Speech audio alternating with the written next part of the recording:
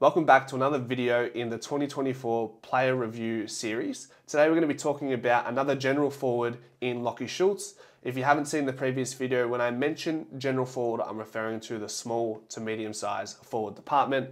And Lachie Schultz is on my mind today, so we will discuss where did Lachie Schultz come from initially. Well, he plied his trade in the VFL for Williamstown and was drafted as a mature age recruit to Fremantle at pick 57. So that is a late third rounder / early fourth rounder, something along the lines there.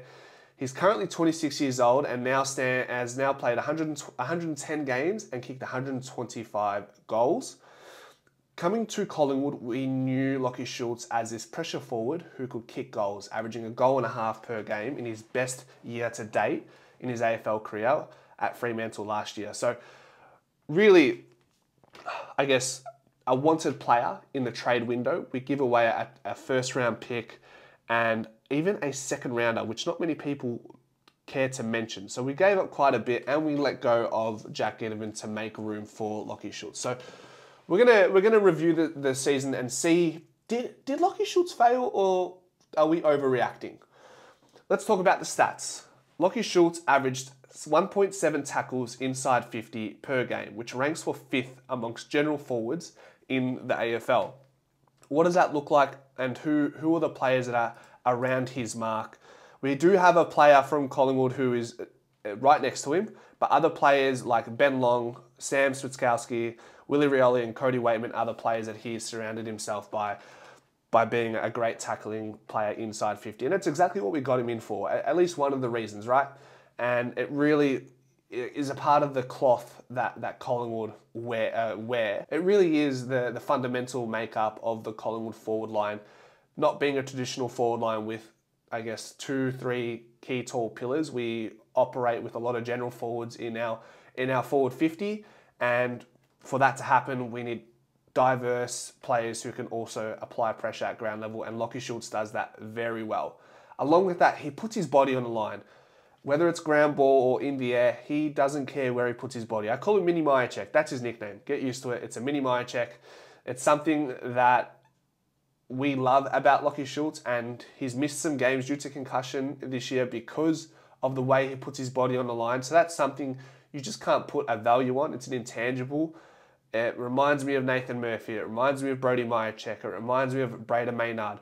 These are the guys you do want to go to war with because of how they're willing to put themselves in front of a freight train for the betterment of the outcome in certain games. So that's what we love about Lachie Schultz. What else does he have? 20 pressure acts per game, which is 6th in the league, and 24 goals in the year with a season high 4 goals versus North, which was an important game comeback-wise. We needed those goals, and he definitely provided, and it was definitely probably his second best game in the year, behind that Western Bulldogs game where he kicked 3 goals too, and that was after a bunch of criticism, I guess, generating over the preceding couple weeks leading into that game.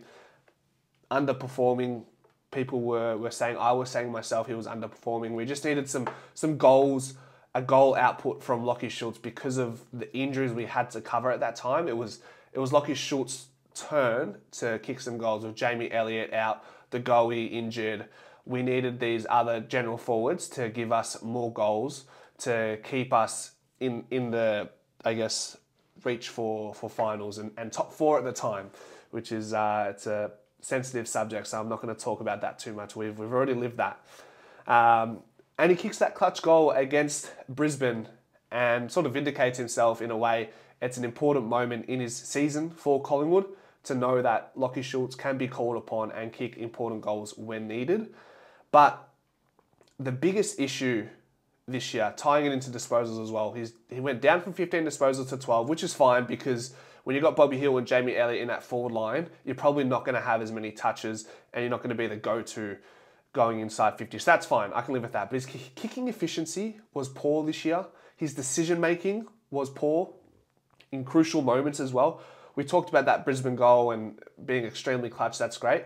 But the stats here don't talk about those moments where we need Lachie Schultz to be clean and he just couldn't provide at times. And that's these crucial moments, they're always going to be at front of my mind when we're talking about Lachie Schultz season in review. And that's what I want Schultz to improve on next year. Overcome the adversity, overcome, acclimatise, and just adapt to the Melbourne bubble that you've brought yourself into. I think it's come to as a bit of a shock for Lachie Schultz, and that's fine. I'm not judging our trade decision based off 1 year. I think that would be naive of me, and I'm more than looking forward and optimistic and hopeful that Lachie Schultz can have a really good 2025.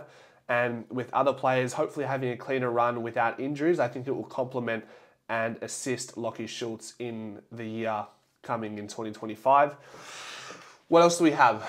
Aerial ability. He does try to take overhead marks, much like Jamie Elliott. Doesn't have the same hops and will always give some sort of marking option, which is great. He had averaged half a contested mark per game last year, which is really good, but that dropped to 0.2 this year. So we talked about having diversity and different options going inside 50. If we can get Schultz to be a bit more competitive in the air like he was in Fremantle, then that's only going to help Collingwood, right? So what do you reckon? Did Lachie Schultz fail in 2024? Has he shown enough to give you optimism that he can only get better in 2025?